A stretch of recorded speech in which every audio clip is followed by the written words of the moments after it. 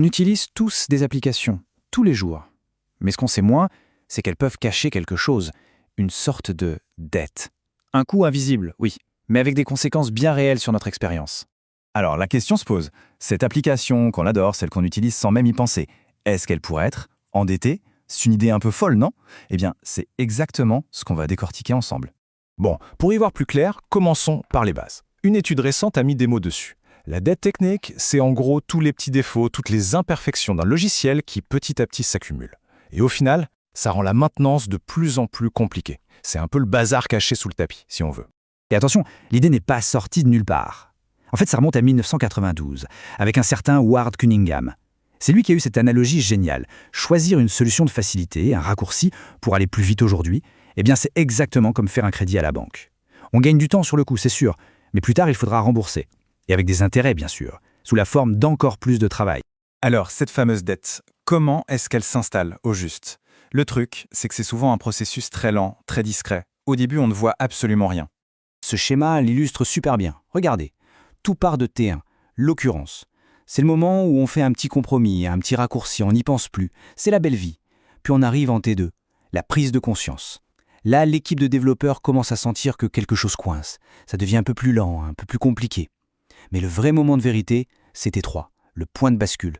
C'est là où les ennuis causés par la dette coûtent plus cher que le temps qu'on avait gagné au début. Et là, c'est la dégringolade. Chaque nouvelle modification est une galère. Jusqu'au point T4, où on n'a plus le choix, il faut tout réparer. Et on en revient à l'analogie avec l'argent. C'est exactement ça. Les intérêts de cette dette, ce n'est pas des euros. Non, c'est du temps de perdu. C'est une productivité qui s'effondre. Ce sont des coûts de maintenance qui grimpent en flèche. Et la règle est la même qu'à la banque. Plus on attend pour rembourser, plus la facture finale est salée. Mais attendez, ce n'est pas tout. Car la dette, ce n'est pas juste une histoire de code. Il y a une forme encore plus sournoise, et peut-être même plus dangereuse, la dette liée aux données. C'est quand l'information elle-même commence à perdre son sens. Pour que ce soit bien concret, imaginez un réseau de services d'urgence. C'est un cas d'école. On a des infos vitales qui doivent passer, disons, d'un centre d'appel aux hôpitaux, puis aux pompiers. Le problème, chacun de ces services a son propre système informatique, sa propre base de données. Ils ne parlent pas tous exactement la même langue. Et c'est là que le bas blesse. Regardez cet exemple. La demande de départ, la requête originale, elle est très simple. Je veux la liste de tout le personnel qualifié. Facile. Sauf que, en passant par un autre système, un système qui lui ne connaît que les médecins et les ambulanciers, eh bien la question est transformée. Elle devient beaucoup plus restrictive. Une partie de l'information, du sens original, s'est tout simplement perdue en route. Voilà, c'est ça, la perte sémantique. C'est une forme de dette de données vraiment vicieuse. Parce qu'à chaque fois que l'info est traduite ou transférée, elle perd un peu de sa valeur, un peu de sa précision. Et on imagine bien que dans le cas des services d'urgence, les conséquences peuvent être critiques. Bon, la question maintenant c'est comment on fait pour rembourser une dette pareille? Surtout quand elle est devenue énorme. Pour ça, on va regarder une étude de cas. Et franchement, elle est fascinante. C'est l'histoire d'une entreprise qui s'est attaquée à un chantier colossal. Écoutez bien cette phrase, elle vient de l'équipe d'ingénieurs de LinkedIn. Elle résume tout.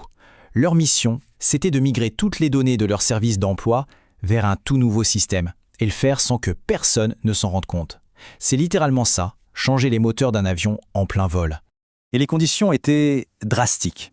Il y avait 2 règles, non négociables. Premièrement, aucune perte de données. Et deuxièmement, aucune interruption de service, 0. Quand on parle de millions d'utilisateurs et d'entreprises qui comptent sur le service, on comprend que l'échec n'était tout simplement pas envisageable. Alors, comment ont-ils fait? Ils n'ont pas juste fait un copier-coller géant, évidemment, non. Ils ont bâti une véritable machine. Ce qu'on voit là, c'est l'architecture de leur système. C'est une usine logicielle ultra complexe, conçue pour une seule chose, vérifier, corriger et synchroniser des milliards d'informations en direct. Et machine pareille, ça a l'air compliqué.